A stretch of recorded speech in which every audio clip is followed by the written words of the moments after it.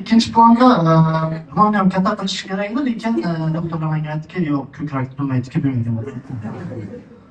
Ona bilmaydi. Odamlarni pisand qiladigan odamlar paydo bo'ldi.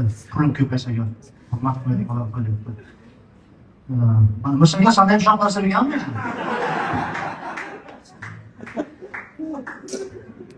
Shoyman, sanoqmas bo'lsa. Lekin men chiqib chiqib ketsam, barnolik hosil qildim.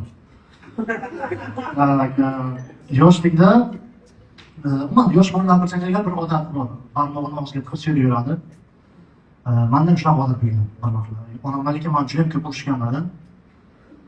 Mayli, barmog'ini solishga solsam, birovni barmog'ini og'ziga soladi. Keyin bola oyog'ini barmog'iga.